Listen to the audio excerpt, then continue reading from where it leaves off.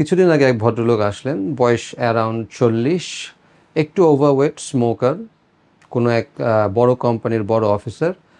তো উনি এসে আমাকে বললেন যে আমার খুব সম্ভবত অ্যাপেন্ডিসাইটিস হয়েছে, দেখেন তো অপারেশন লাগবে কিনা। তো আমি মনে মনে বললাম যে বেশ ভালো, ডায়াগনোসিস তো করাই আছে, এখন আমাকে শুধু অপারেশন করে দিলেই হবে।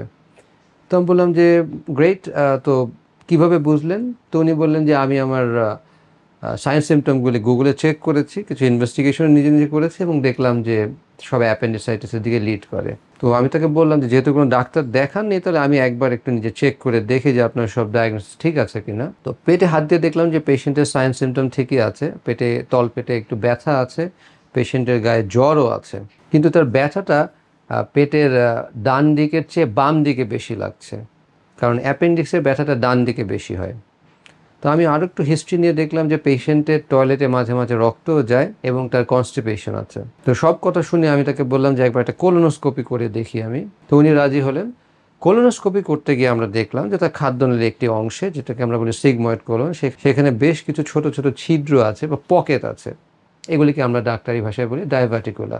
ওনার যে রোগটি হয়েছে ওটাকে বলে ডায়াবেটিকুলার ডিজিজ।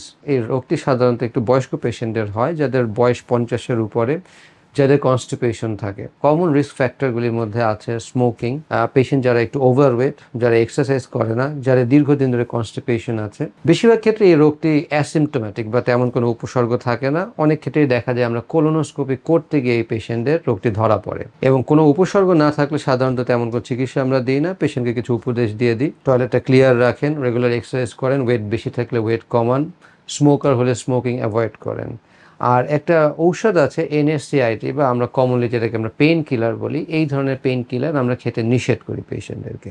আর যদি কোনো পেশেন্টের এখানে ইনফেকশন বা ইনফ্লামেশন হয়, তাহলে আমরা কিছু অ্যান্টিবায়োটিক দিই। অপারেশন শুধু তাদেরই লাগে যাদের কমপ্লিকেশন হয়, যেমন অ্যাবসেস হয়, এবং বেশিরভাগ ছোট অ্যাবসেসও আমরা ঔষধের মাধ্যমে ভালো করে ফেলি। যদি অ্যাবসেসটা বড় হয় তখন অপারেশন লাগে, অথবা আল্ট্রাসাউন্ড গাইডেড চিকিৎসাও করতে পারি আমরা। যদি অ্যাবসেস ফেটে যায় বা খাদ্যনে ফুটো হয়ে যায়, তাহলে দেখা যায় পুজ বা মল সারা পেটে চলে আসে। এসব ক্ষেত্রে বড় অপারেশন লাগতে পারে। মাঝে মাঝে এখান থেকে প্রচুর পরিমাণে রক্ত যেতে পারে, যদি তাই হয় সেখানেও অপারেশন লাগতে পারে। তো বাংলাদেশি মানুষের এই রোগটা আগে খুবই কম হতো, কিন্তু এখন আমরা প্রচুর পেশেন্ট পাই যাদের ডায়াবেটিকুলার ডিজিজ হচ্ছে। এর কারণ খুব সম্ভবত আমাদের লাইফস্টাইলটা চেঞ্জ হয়ে যাচ্ছে, সেখান থেকেই হচ্ছে। তো আশা করি আজকের আলোচনায় কিছুটা হলে উপকৃত হয়েছেন। সবাই ভালো থাকবেন, সুস্থ থাকবেন, স্বাস্থ্যের দিকে খেয়াল রাখবেন। আসসালামু আলাইকুম।